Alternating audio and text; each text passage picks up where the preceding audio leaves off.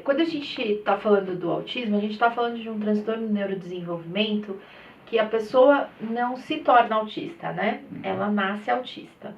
Então, quando a gente fala desse transtorno, a gente tem até um modelo, que é o modelo dos copos, que a gente imagina que uma pessoa, ela pode ser, a gente imagina que uma pessoa pode ter um copo, tá certo?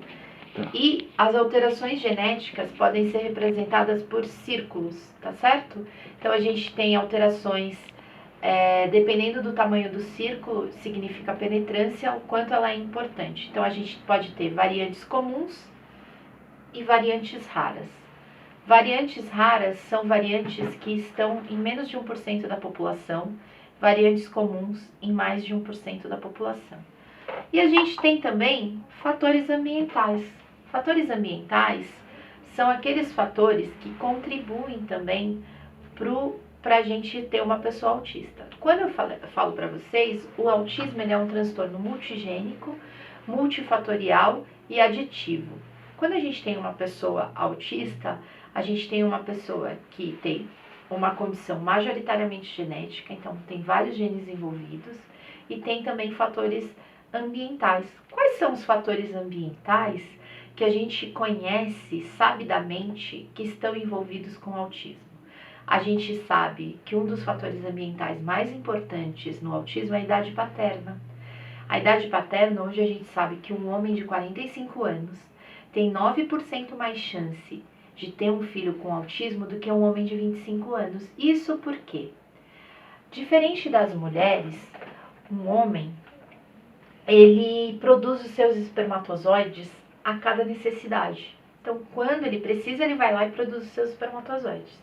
E o que acontece?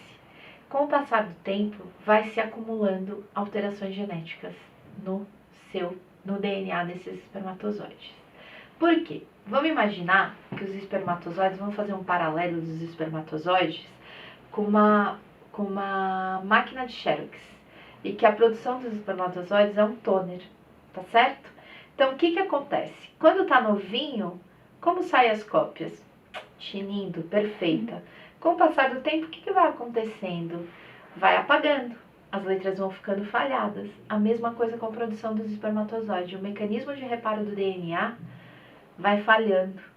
E aí o que vai acontecendo? Mutações, alterações genéticas que vão se acumulando naquele DNA.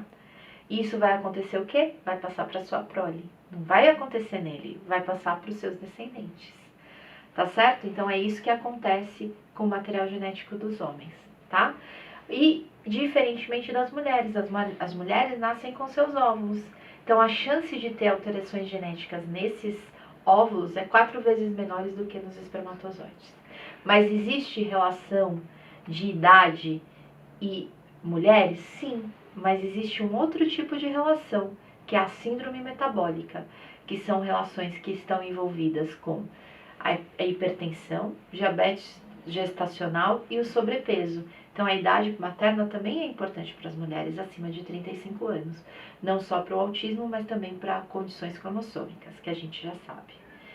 E existem outros fatores ambientais que são importantes, como a utilização de ácido valproico, que é um antiepiléptico, que pode ser utilizado durante a gestação, que confere um fator de risco.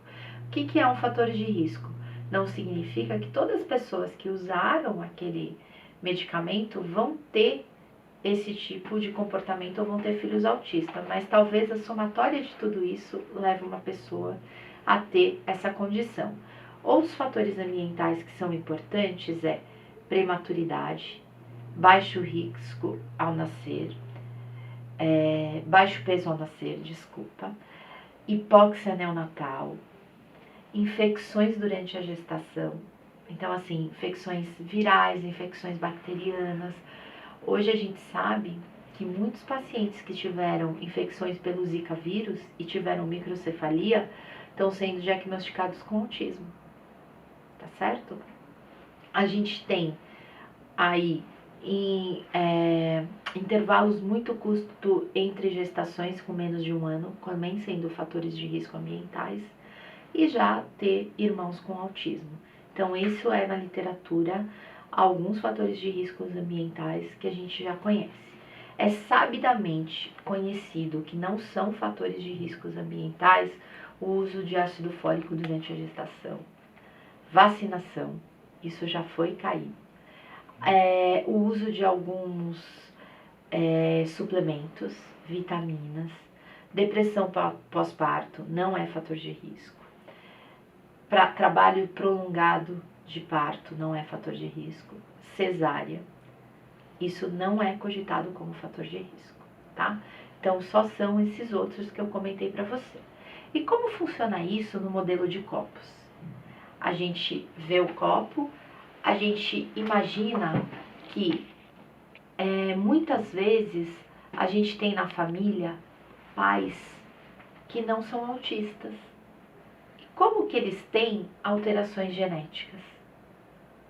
Né? Como que eles carregam alterações genéticas? Como que isso acontece? Como a gente explicaria o porquê os pais que não são autistas têm alterações genéticas?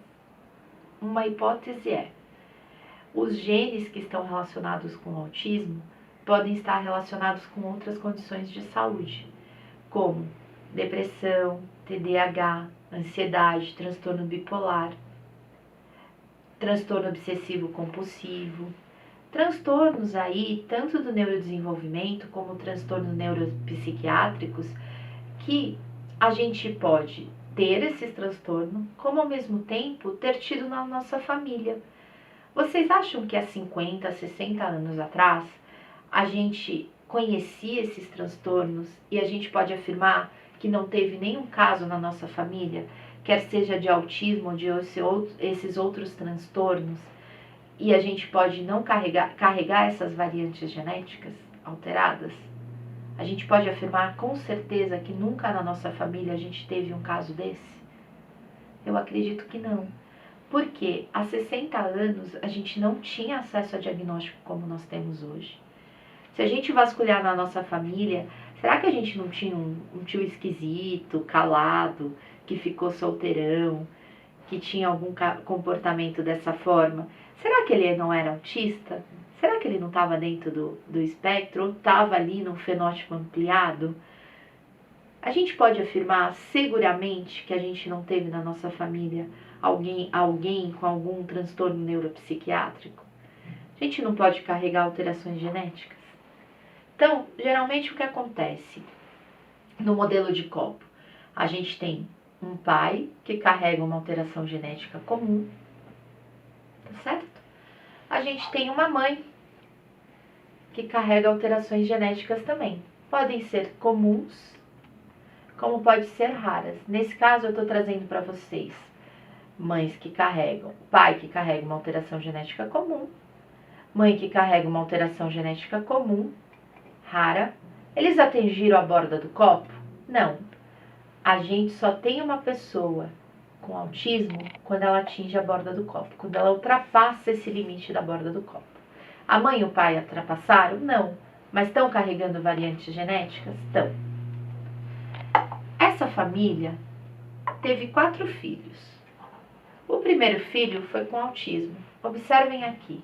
Ele tem a variante do pai, comum, os fatores ambientais do pai, que pode ser a idade paterna.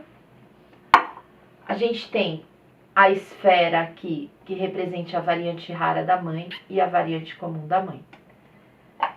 Se a gente tirar essa daqui, a gente atinge a borda do copo? Não. Mas ele tem essa variante aqui, branquinha. É do pai e da mãe? Não.